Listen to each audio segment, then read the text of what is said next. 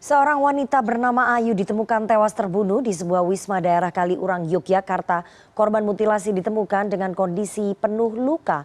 Pelaku sadis yang membunuh wanita tersebut masih jadi teka-teki. Saat ini polisi tengah memburu pelaku dan untuk membahas yang lebih dalam, kita sudah terhubung melalui sambungan Zoom dengan pakar psikologi forensik Reza Indragiri. Selamat sore Pak Reza. Selamat sore. Pak Reza, ini lagi-lagi terjadi peristiwa pembunuhan yang menimpa seorang korban wanita dengan cara mutilasi. Dari analisis Anda, mengapa kemudian pelaku memilih cara mutilasi?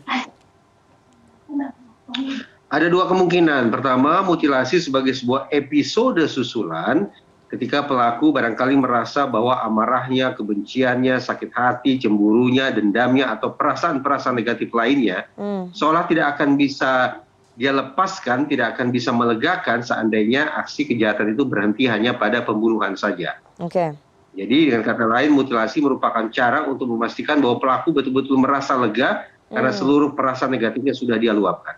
Oke. Kemungkinan yang kedua, bahwa mutilasi dilatar belakangi oleh motif instrumental. Kalau motif ini yang bermain-main di kepala si pelaku, maka mutilasi sesungguhnya dilakukan dalam rangka misi kedua kejahatan, yaitu melarikan diri dari proses hukum, menghindari pertanggungjawaban pidana. Dengan memotong-motong tubuh korban sedemikian rupa, pelaku barangkali membayangkan bahwa otoritas penegakan hukum akan sulit mengidentifikasi korban.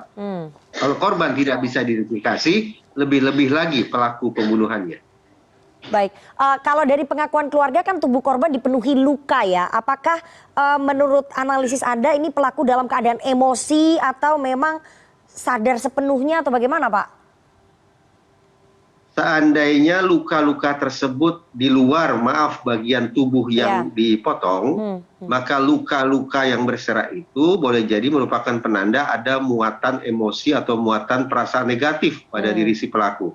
Berarti ini kemungkinan pertama yang tadi saya sebut, bahwa adanya motif emosional, kebencian dan sejenisnya yang melatar belakangi pelaku melancarkan aksi keji tersebut. Oke, apakah kemudian soal sakit hati, dendam itu menjadi motif yang paling banyak ditemukan Pak dan mungkin saja ditemukan dalam kasus mutilasi yang menimpa wanita di Kaliurang ini? Perkiraan saya demikian, bahwa paling tidak pada sekian banyak kasus pembunuhan yang disertai dengan mutilasi yang diberitakan oleh media, saya menangkap bahwa muatan perasaan negatif itulah yang meluap-luap dialami oleh pelaku yang sampai kemudian pelaku melakukan aksi pembunuhan. Namun tidak serta-merta bahwa motif pembunuhan adalah sama dengan motif mutilasi. Bisa saja seorang pelaku tergerak untuk melakukan pembunuhan dikarenakan adanya motif emosional, sementara mutilasinya sendiri boleh jadi dilatar belakangi oleh motif instrumental, menghilangkan jejak, menghindari pertanggungjawaban hukum, seperti yang tadi saya katakan. Oke, ini kan pelaku pembunuhan sampai saat ini belum ditemukan. Bagaimana kemudian polisi bisa mengejar siapa pelakunya? Ini apa Pak yang menjadi mungkin petunjuk bagi polisi kalau soal mutilasi ini? Sepanjang TKP steril, tubuh korban juga steril dalam pengertian tidak berpindah, tidak ada penambahan sidik-sidik jari dari orang-orang yang mungkin beritikat memberikan bantuan tapi justru merusak TKP, maka kondisi yang steril semacam itu, hitung-hitungan di atas kertas, akan memudahkan otoritas penegakan hukum untuk mengidentifikasi siapa pelakunya. Hingga lagi disisir secara seksama jejak-jejak sidik jari yang ada di tubuh korban maupun di TKP, sehingga ada basis data tentang sidik jari yang memadai. Mudah-mudahan tidak terlalu sulit bagi pihak kepolisian untuk mencari siapa pelakunya. Oke, kalau dilihat dari kondisi mutilasi dan kemudian tubuh korban yang penuh luka, apakah kemudian pelakunya ini biasanya orang dekat dari korban Pak? Bisa disinyalir begitu? Untuk membunuh, apalagi disertai dengan mutilasi, saya bayangkan dilangsungkan dalam jangka waktu yang cukup panjang, di lingkungan yang tertutup.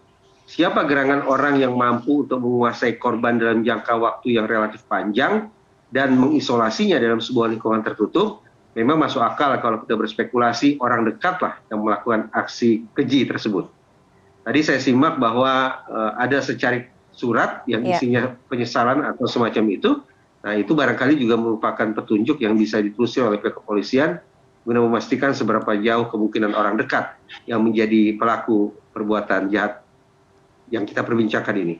Oke, Kita tunggu nanti bagaimana langkah dari kepolisian ya Pak Reza, karena kabarnya kepolisian sudah mengantongi identitasnya dari pelaku pembunuhan mutilasi perempuan bernama Ayu ini di Kaliurang, Sleman, Yogyakarta, tapi memang pelakunya kabur begitu ya ke luar kota. Kita tunggu nanti bagaimana hasil pengejaran atau penangkapan dari kepolisian atas. Mudah-mudahan pengejaran itu berbuah baik, karena saya khawatir bahwa dengan menulis secarik surat, jangan-jangan pelaku sesungguhnya juga sudah punya niatan untuk menghabisi dirinya sendiri. Semoga itu tidak terjadi sehingga yang bersangkutan bisa bertanggung jawab di hadapan hukum. Oke, biasanya itu memang terjadi ya Pak ya?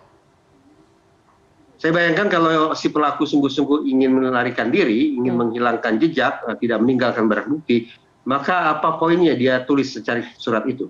Itu sebabnya tadi saya katakan, jangan-jangan dia tulis secarik surat itu dengan perasaan kesedihan, dengan perasaan menyesal, perasaan takut. Kalau memang perasaan itu yang menggelayut di hati si pelaku, maka tidak terlalu kemungkinan sampai pada sebuah titik kalap, titik panik, dia tidak bisa lagi menahan gejolak perasaannya, lalu dia putuskan untuk mengakhiri hidupnya.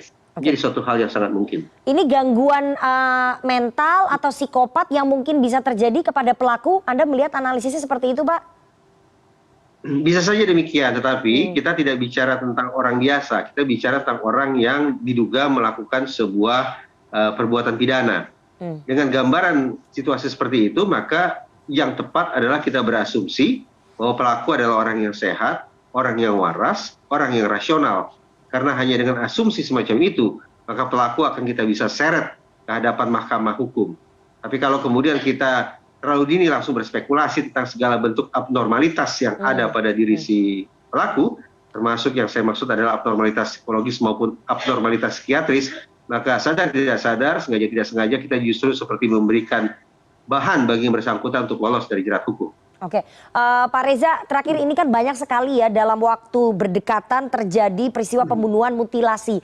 Anda melihat ada pola-pola copycat mungkin masyarakat ataupun pihak-pihak yang merasa punya sakit hati ataupun emosi kemudian terinspirasi dari peristiwa pembunuhan mutilasi yang belakangan ini terjadi, karena ini waktunya sangat berdekatan dan banyak begitu Pak? Ya, memang kita patut khawatir bahwa ada unsur peniruan dalam kurung copycat di balik tindakan pembunuhan yang disertai dengan mutilasi.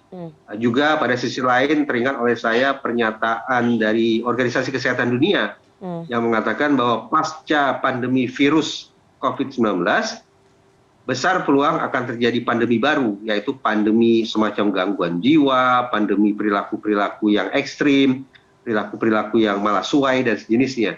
Apabila rangkaian peristiwa pembunuhan yang disertai dengan mutilasi merupakan perilaku yang kita anggap sebagai perilaku yang luar biasa keji, yang di luar jangkauan akal sehat manusia, maka memang barangkali tepatlah ramalan WHO atau Organisasi Kesehatan Dunia tentang datangnya gelombang pandemi yang kedua, yaitu pandemi terkait dengan ketidakstabilan kejiwaan manusia. Oke, apa kemudian yang bisa dilakukan oleh pemerintah ataupun otoritas kesehatan di Indonesia supaya ini tadi tidak terjadi peniruan ataupun gejala seperti yang tadi Bapak sebutkan?